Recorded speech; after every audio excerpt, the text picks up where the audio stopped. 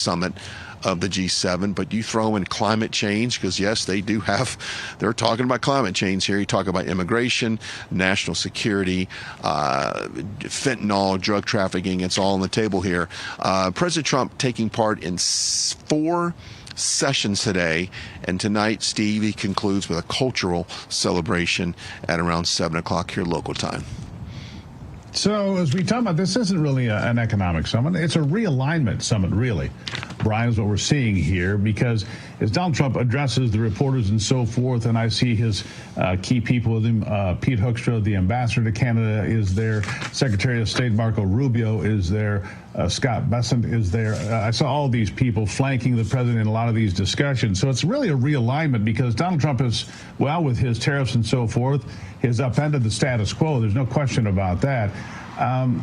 Any idea on how, and speaking of Iran and Israel, we'll get to the oil prices. Oil prices of about $8 a barrel, but have not gone, they've not skyrocketed the way some people predicted. $6-8 a barrel is not going to upend the world economy, but there are concerns about the economic impact of this war in Israel and Iran. What are you hearing about that thus far?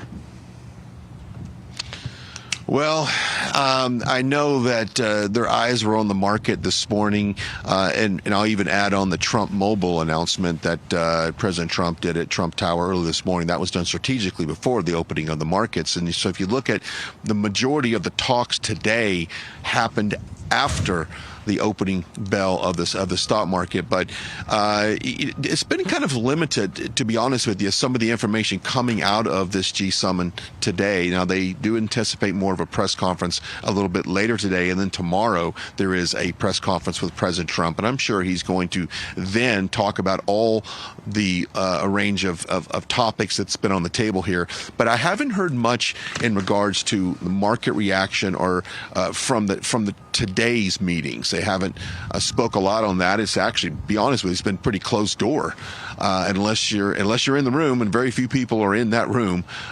We just don't know much right now, but there is plenty to talk about this year. And I would imagine, I said this earlier, Steve, what does NATO look like here in about another week or so, as more events unfold on the world stage?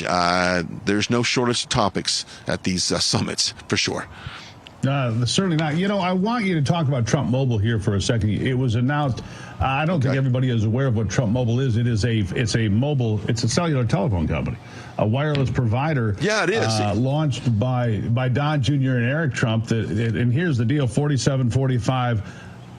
Good pricing, right? $47.45 a month. It includes unlimited talk, text, data, roadside assistance, telehealth, pharmacy benefits, and there's a phone attached to it called the T1 for $4.99. But you can also bring your own phone if you have a phone that's in your possession already. Look, criticism for this from the left, saying they're cashing in on the President of the United States directly in front of our eyes, but it seems to be not getting much attention from Congress or anybody else. What do you make of this? Yeah, it hasn't really gotten a lot of attention. I think the timing of this release in terms of the market is great for today. But as far as the world of news, you've got obviously the G7, you've got the events going on in Minnesota, you've got this Karen Reed verdict today. You've got the news cycle is packed. So to get to show up on the radar from the left on a very high level, it's just not happening today. But a lot of people, we'll see what the market share looks for that. You've got a lot of people that if the service is reliable and it's something that they can get access to. And by the way, these phones, from what I understand, will be made right here in the USA. Well, right south of me in the USA, in St. Louis, Missouri. So the phones will be made in the United States of America, which is very different than what the majority of the phones that we use right now. So we'll to keep an eye on that Trump Mobile. I think the website's trumpmobile.com. I'm not sure, but that was a kind of a early morning press conference at 8 a.m. from Trump Tower that our own David Zier was covering today. So so much in the news. Trump and of course, Mobile. Steve, Trump Mobile, that's it. And then the Minnesota incident. Absolutely. And I know you want to talk a little bit about that. That's bizarre. This whole story is just bizarre. Well, the story is strange. You look at a guy here, Vance Belter, 57 years of age, brought into custody kind of quietly after all that had happened. But I learned today what I think is the most disturbing part of the story thus far. He was in the gunfight with local police before he went into the house of the Democrat speaker there in Minnesota and murdered her and her husband. So he was confronted by police, had a gunfight, went inside. That's gotta hurt extra worse for the people there. But you're looking at a guy that was appointed to his position in the government by Governor Dayton, a far-left activist governor in Minnesota, and then by Tim Walz for another 4-year stint. These are far-left activists. He had what some referred to as a manifesto. Now they say it's more of a hit list, had somewhere between 45 and 60 names on it, most of which were Democrats. It also included a lot of people in the pro-abortion world. And so I'm concerned that we have political activists. But what really concerns me when I see people going out there and saying this is Donald Trump's fault, what it appears to me, and we're still waiting to find out, it appears this is a radical activist who worked for Democrat governors and Democrat administrations, and yet the left is so bent on blaming Donald Trump, they'll even take a left-wing attack and turn it into his fault somehow. I don't know how you tie yourself in that pretzel, but what are your thoughts? Yeah, I was watching CNN earlier, and they had a consultant on there talking about the police. Yeah, my apologies. I'm sorry. Which hey, look, they roll in late breaking news. They're great on late breaking news. But that's a whole separate media subject. But I will say this: they were blaming a lot of the political and the heat that how we're so divisive, and the temperature, the political temperature is rising, and all of the words going back and forth. And I started thinking to myself, it was the left that shot President Trump in the head or attempted to assassinate him. It's the left that would call him a Nazi and a Marxist and every other word in the book. Like, you don't see that type of language coming from us. We attack their policies. They attack personalities because our policies are not popular. So, but if you can smear someone and call them some kind of type of label that is deemed to be bad, then that's their idea of fighting. So that's, you just don't hear that rhetoric coming from the right. You don't hear us attacking their personality. We attack their policies. They have bad policies, period. Personalities, I could care less about them. It's their policies that are bad. And so to hear these consultants, these political professionals, these experts come on and say that this is all coming from our side is just factually wrong. Yeah. It is factually wrong. The Democrat Party has a long, sad history of political violence. Lincoln, Garfield, McKinley, Kennedy. I can name the 4 presidents all killed by leftists, not by those on the right.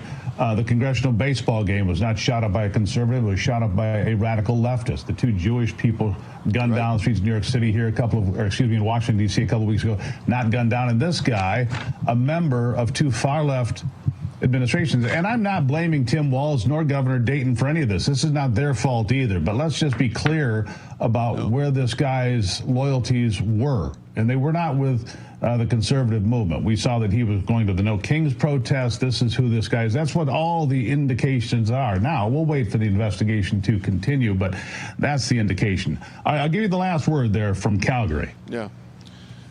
Yeah, well, we're going to keep our eyes on the meetings that are happening today. Like I said, there's 4 segments today with a cultural experience at the very end of the day. And then tomorrow, it's very similar. So President Trump expected to step in front of the media tomorrow, have a press conference. We'll see what comes out of that. And we'll see what comes out of more of the trade talks here and the tariffs, that negotiations that Prime Minister Carney and President Trump have been talking about all morning. President Trump is for the tariffs. Prime Minister Carney is a little bit for a different approach. As President Trump says, a little bit more complicated, but it does work as well, that he did admit. So we'll see at the end of the day what they can finally finalize, because the markets does want stability. They want agreements. And if we come out of this G7 summit with a plan, I think the market's going to like that. All right, there you have it. Brian Glenn, Calgary, Alberta, out in the sunshine of a Canadian summer. Brian, thank you so much for being here. By the way, looking at the markets at this hour, the markets are up. The Dow up almost 300 points. The NASDAQ almost 275, and the S&P almost 50 points. So the markets, whatever is happening in the world, seem to be pretty happy with how it's going on right now. So no concern about the Iranian oil fields getting hit. Not on Wall Street, anyway. All right, coming up after the break, I'll be discussing the tragic events we saw unfold in Minnesota, as Brian and I were just talking about this weekend, where a state lawmaker and a senator were both shot. The Speaker of the House killed along with her spouse. The senator survives along with his wife, but still in guarded condition. More details on the way.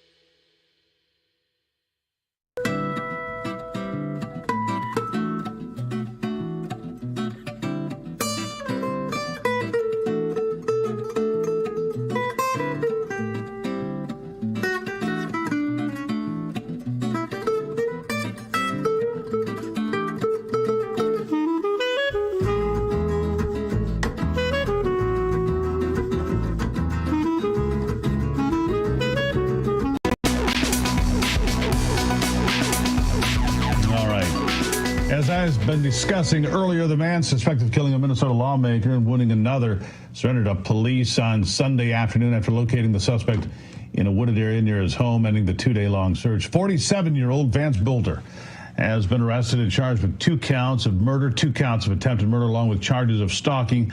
Many more charges will be coming forth. Bolter posed as a police officer, wore body armor, fatally shot former Democratic House Speaker Melissa Hordman and her husband in their home early on Saturday. Authorities also say that Bolter shot Senator John Hoffman and his wife at their home about 9 miles away. The FBI, they both survived, by the way. The FBI reported earlier that the suspect had hundreds of pages of writing detailing and planning this attack. Now, let me be very clear. There is no place in this country for political violence of this sort, whether it be from the right or the left, but it seems to be coming from the left. This kind of behavior should not be and will not be tolerated. Here with me to discuss this, the executive director for the American Constitutional Rights Union and former congressman himself, Lieutenant Colonel Alan West. Colonel, nice to see you today. Oh, it was a pleasure. Thanks for having me. All right, so we saw this break on Saturday. We were all following this very closely, this story, and then I didn't think the guy would be taken alive. I was surprised he was, but here is your suspect, Vance Bolter, 57 years old, appointed to two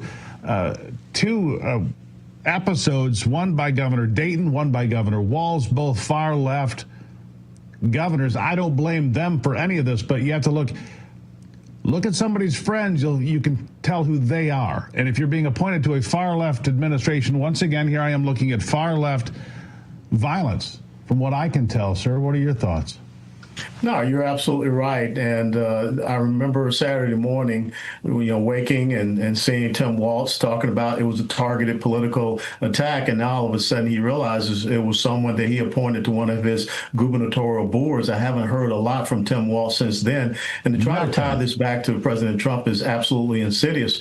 But think about what we did see this past weekend, not only this shameful and heinous political assassination of some Democrat political leaders, but also we saw the shooting in Salt Lake City, Utah, during one of the No Kings riots. And we also saw an ICE facility in Portland, Oregon, that was attacked with explosives, and they knocked out windows, and several ICE officers, federal law enforcement officers, were attacked and assailed. So we continue to see this from the left, but yet we want people to, we have people that want to tell us that everything's peaceful, it's nonviolent. And they're carrying around posters and signs that say 86-47. We absolutely know exactly what that means.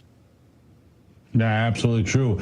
Look, they come here, they wave their flags while dumping on ours, saying that they want to return it to their country, which obviously they've fled. It's all very confusing to me, except that they have no idea what they're talking about. Look, this violence that we see, and look, it's these Jewish folks being gunned down in Washington. It's the violence against the baseball game of the congressional members not that long ago. But you go all the way back to John Wilkes Booth.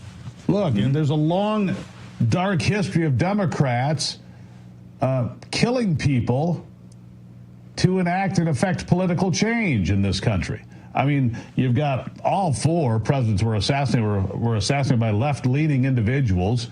You've got bombings in Congress. People don't even know this. Back in the 1950s, there were bombings inside the U.S. Congress carried out by Puerto Rican separatists, far-left individuals, and the list goes on and on. But nobody ever teaches this in schools. You're like, oh, my gosh, Donald Trump. No, stop it. Teach people the truth, right? History matters. I'll give you one more word on that. It does, and I think you forgot to mention the Weather Underground and Bill Ayers, who were pretty chummy with Barack Obama. But all you hear from the left is January 6th. They never want to talk about the acts of violence that they've had. But I think it's important to understand that as a governing philosophy, leftism, socialism, Marxism, communism, it can only advance itself by way of threats, coercion, intimidation, and ultimately violence. And we see that happening on the streets here. But what should really concern us is this incredible unholy alliance between leftism and these people, as well as Islamic jihadism. When you see the Mexican flag and the terrorist flag of Hamas flying out in Los Angeles while they're burning the American flag, that tells you a lot. Yeah. One more thing, shifting gears a little bit before we go. Speaking of history, we didn't get to this last week, but I certainly want to get to this week. A couple of weeks ago, you took time to commemorate the beaches of Normandy on the 6th of June. You were in France. You're on the beaches of Normandy, France, for the anniversary of D-Day. Tell us about your experience there.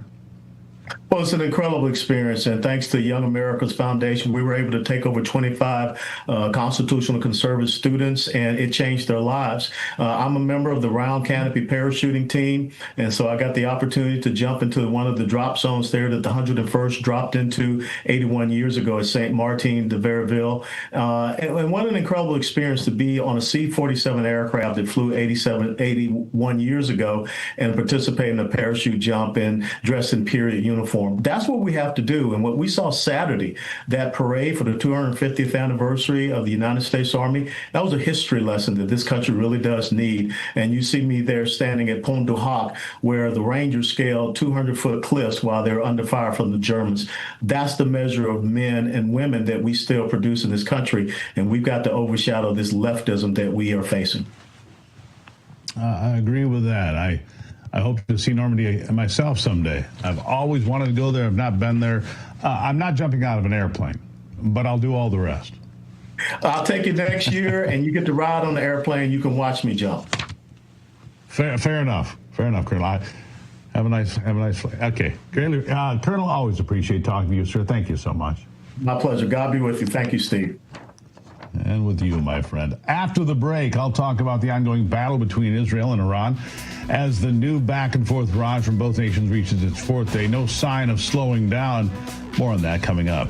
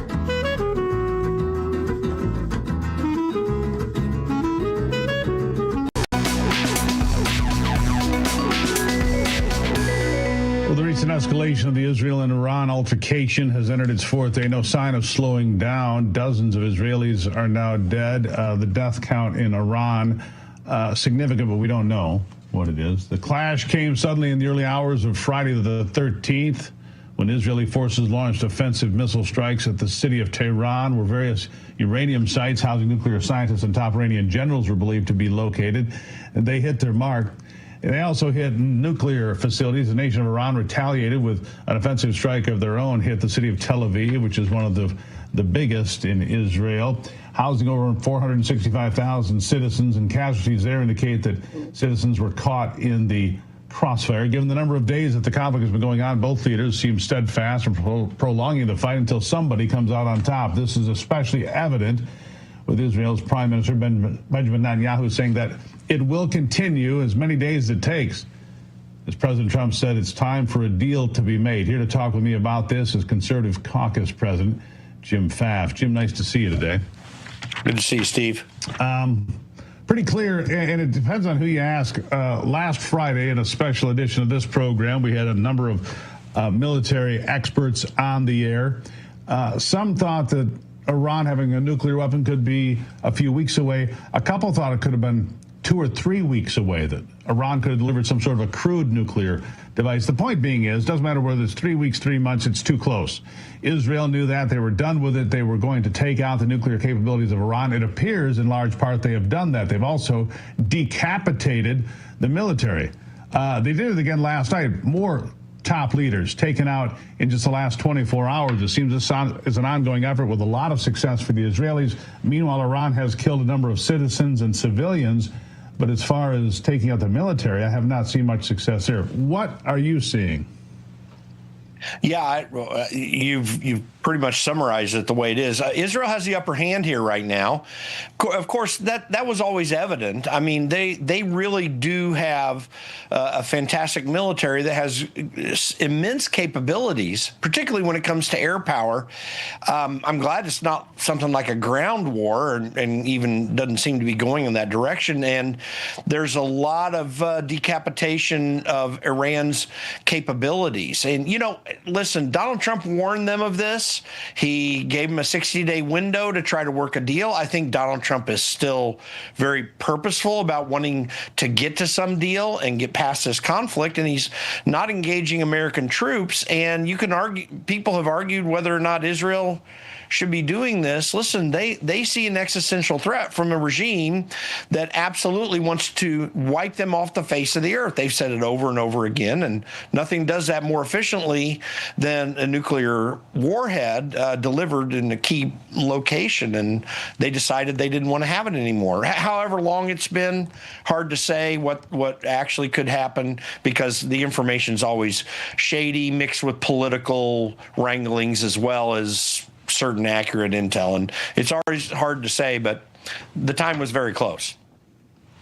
Yeah, the time was very close, and look, Donald Trump, clearly the United States knew about this in advance, coordinated to some extent with the Israelis, may not have had a direct involvement in the attacks, but the green light came from Washington, clearly, Jim. Donald Trump definitely did not hold him back from this. I think, listen, it is really, really important to note that one of the great things about how Donald Trump handled this is he wasn't overly constraining Israel.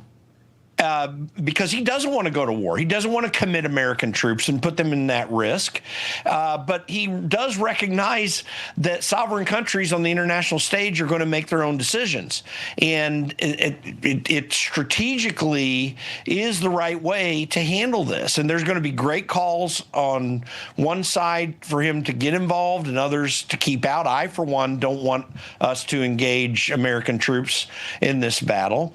But, Donald Donald Trump has really got the upper hand on the international stage right now because he's handling things from a point of objective analysis and objective approach as opposed to continuing these policies we've had for many years where we're trying to regime change everywhere. And there is going to be a regime change or a regime adjustment of major proportion at the end of this. Well, it's possible. But we weren't getting involved with that, and that's a good thing, I think. Yeah, it's possible that this strike could result in regime change, not in one country, but in two. I'll leave the folks with this. Because oil fields in Iran were hit, Iran provides about 25% of all the oil going to China. I don't know how much that's going to be disrupted, but it's certainly being disrupted some.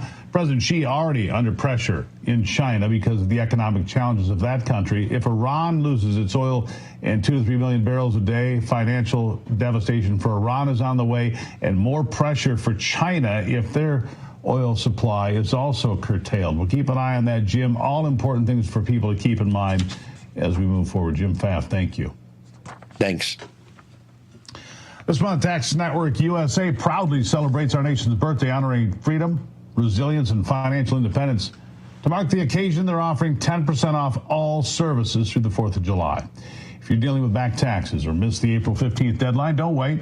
The IRS is rapidly stepping up enforcement. Could you be next? Maybe. Penalties can add up quickly, up to 5% a month, maxing out at 25% of your total tax bill just for not filing. That's on top of what you already owe. But there's good news. Tax Network USA can still help and turn things around. Whether you're self-employed, run a business, or your books are a complete mess, their team knows how to cut through the chaos and find solutions that work. Your consultation is always free, and getting ahead of the problem now is very important. It could help you avoid harsh penalties, wage garnishments, or surprise bank levies. Take the first step. Call 800-905-8000. 800-905-8000 or visit tnusa.com/RAV. And don't forget, you'll get 10% off all services through the 4th of July as part of their celebration of our nation's birthday. Regain control of your finances with expert help from Tax Network USA. Coming up after the break, I'll discuss the state of the markets amid the escalating Iran-Israel conflict and the G7 summit taking place. We hope to see new trade agreements, possibly. Details straight ahead.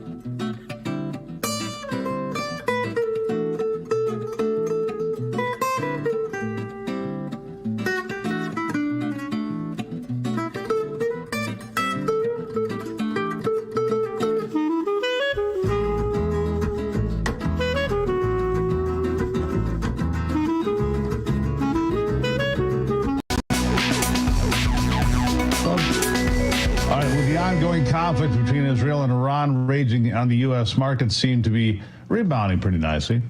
In fact, they're way up right now. The Dow Jones Industrial Average rose roughly 1%. The S&P up about a percentage point as well. NASDAQ doing fine. The cautious optimism follows a bruising Friday session that saw the Dow, dump about 700 points in a broad risk-off move. Unfortunately, gas prices have gone up about $10. Oil price gone up about $10 a barrel, but gas has not been hit with these price increases yet. Yeah, we'll see what happens as these oil fields get targeted. Here with me to discuss this, scholar, speaker, author, all-around good guy, Steve Turley, everybody. Turley, welcome back to the program. So, Stephen, it's an honor. It's an honor, like I said, to have my macroeconomics cap on here, invisible, but it will be vocalized. Well, here we go. Let me see where we are. First of all, gas prices today are up slightly. They're up a penny since yesterday. Woo! There's a little bit, yeah. They're up 2 cents from a week ago, and it's a nickel cheaper than it was a month ago. Look, the oil prices went up $10. I get that. Maybe $8. That's not major. We haven't seen it yet, so I don't see that. And then if I go over to the markets today, the markets are doing fine. The Dow is up 278, the NASDAQ up 284, which is 1.5 points. The S&P 500 up 51 points, almost a full point. Look, the markets are like, yep, they're going to fight in the Middle East. Yep. They're like, yeah, I've seen this before, right? You nailed it. No, you nailed it. I mean, we've seen rebound today. And when you see rebound, that means investors are betting that this conflict is going to remain relatively contained. And I think they have good reason to think that. There just doesn't look to be much of an appetite for any other regional actor to get involved, with the exception of some of Iran's proxies. But half of them are already bogged down in fighting Hamas, Hezbollah.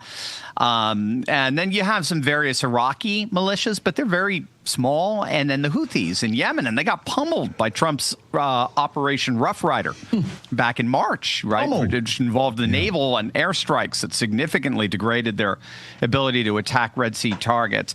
Russia's offering to mediate a settlement. Putin has very, very good relations with both Israel and Iran. Trump said, I want peace. I'm not getting involved. He's made that absolutely clear. We'll have to see, because there is a possibility. Yeah, he's made that clear, and yet you've got battle groups in the Mediterranean that have slid closer to the coastline. So, yeah, I don't want to be involved, but if you stick your finger in my eye, Iran, we will get involved. That's kind of the message. They don't want to be involved.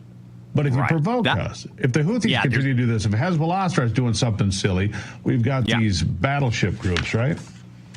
Well, yeah. I mean, you basically, as I understand, you've got two things you want to keep your eye on. So, of course, Israel can start to target overwhelmingly, or what they're already starting to do, Iran's energy infrastructure.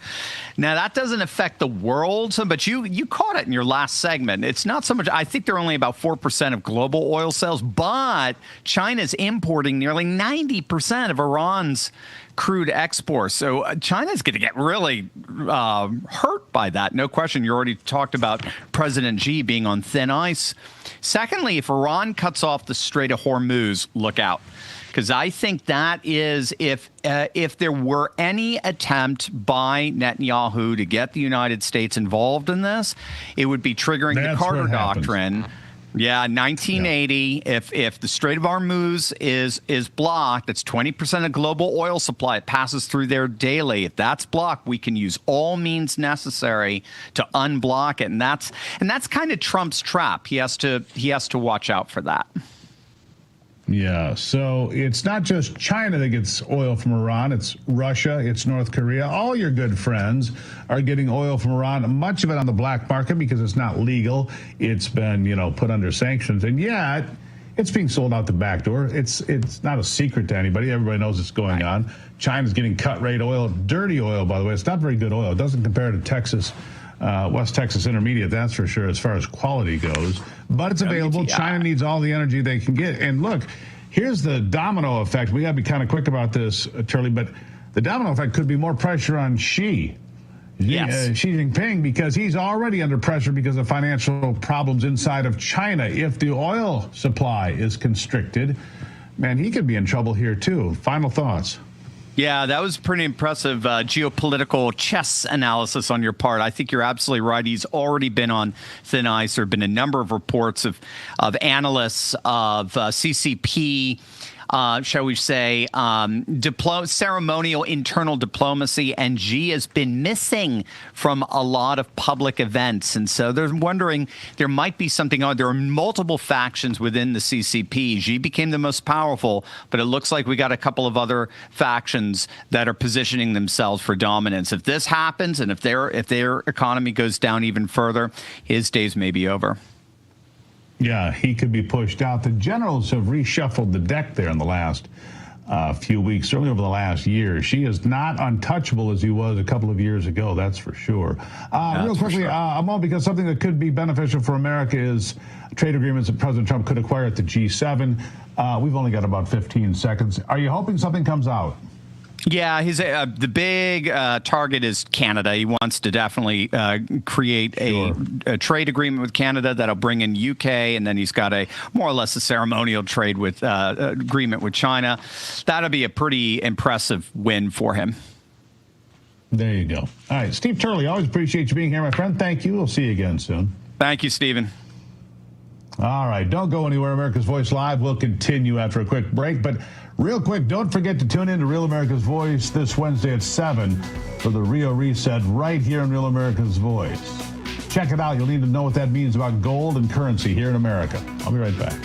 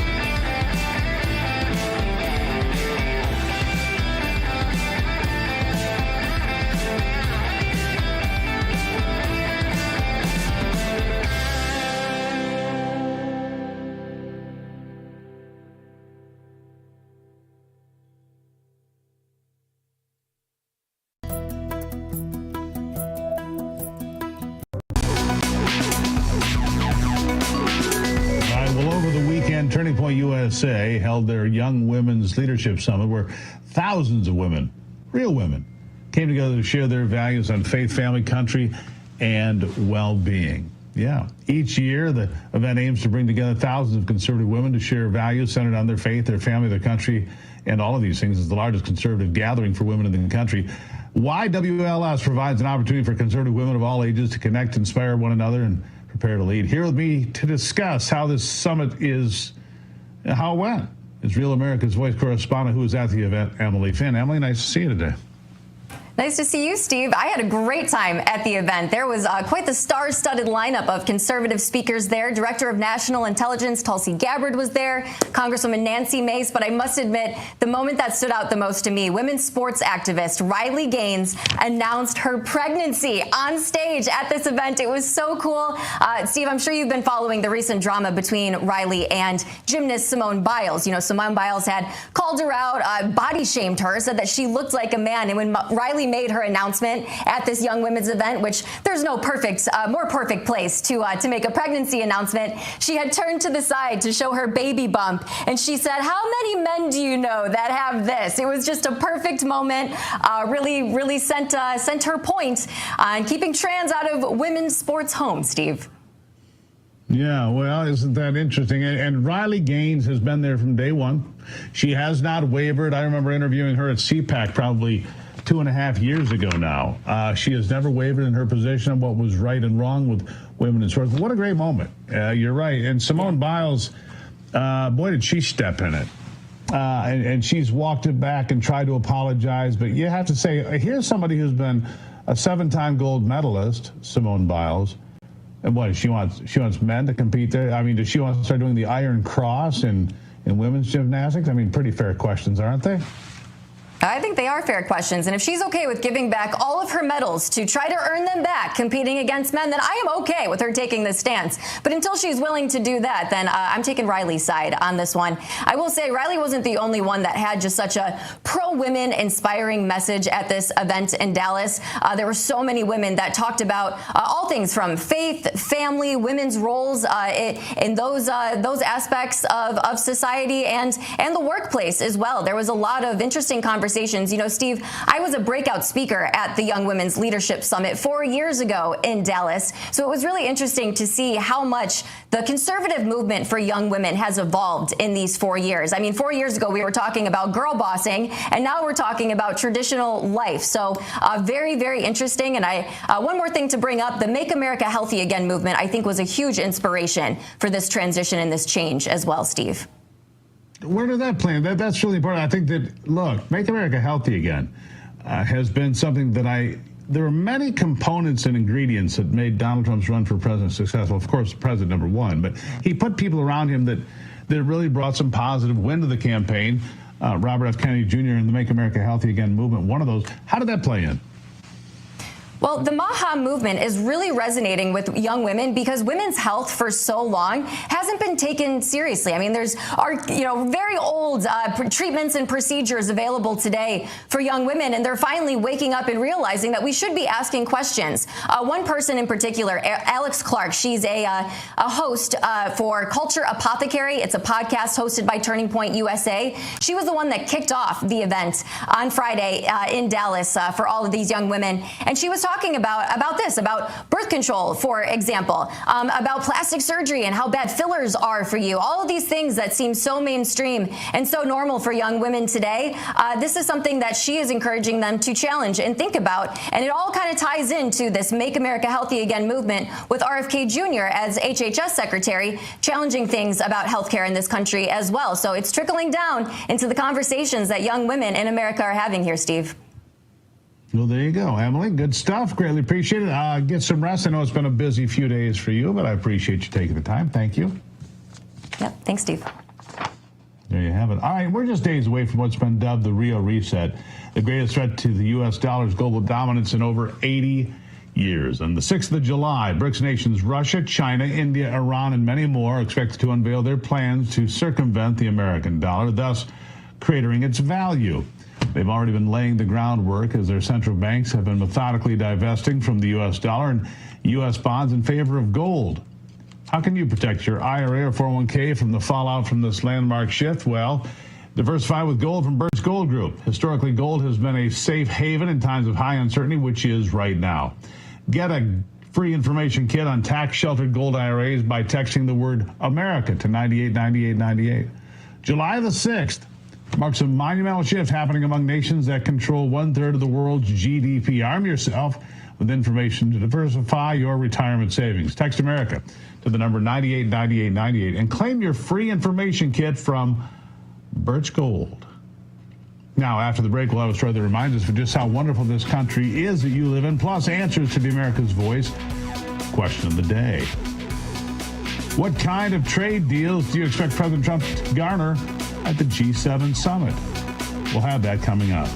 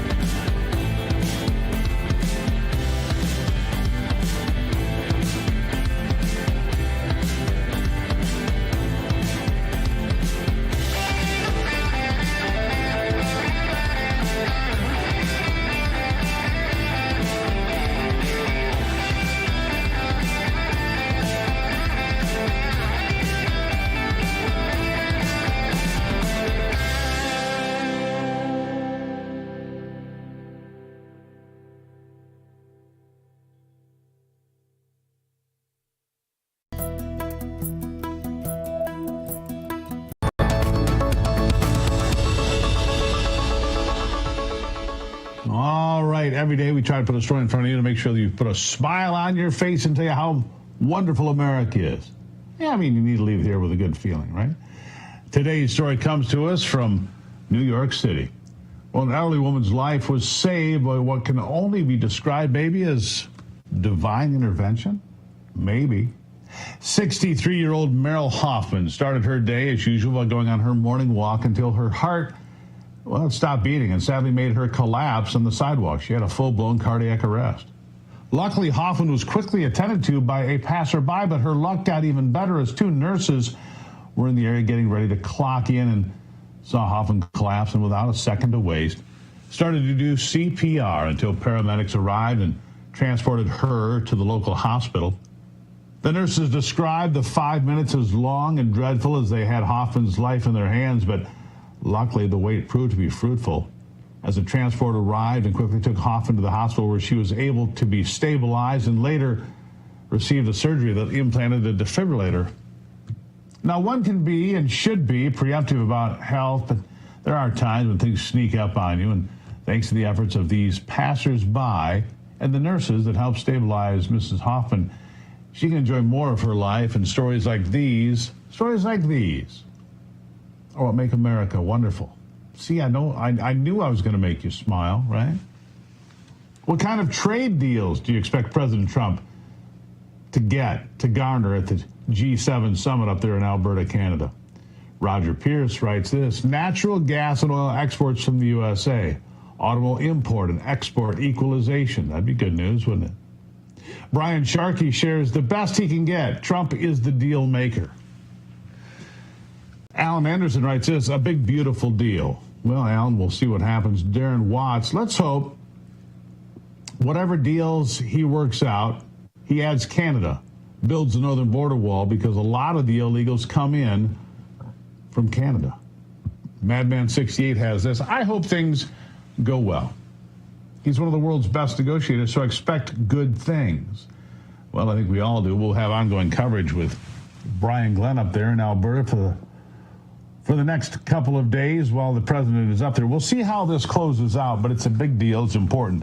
We're also watching for this BRICS deal, the Rio reset coming. Remember, there's a special coming up right here on Real America's Voice. I want to make sure that you're around to check that out on Wednesday of this week. You don't want to miss this. The Rio reset, as they tried to undermine the American dollar. What does it mean to you? What does it mean to this country? What does it mean to the future of your kids and grandkids? We'll keep an eye on that as well. Here it is, Rio reset, 7 o'clock Wednesday. You don't want to miss that. There it is. Make sure you tune in right here on Real America's Voice. All right, don't forget to follow me on social media. It's your duty. It's your God-given duty. All right, follow me on X, Instagram, Rumble, Truth, Facebook, all of them. I'll be there for you. That's where you get to answer the question every day of the question of the day. And I'll start you off tomorrow right here, Real America's Voice at 6 a.m. And then I'll see you back for America's Voice Live.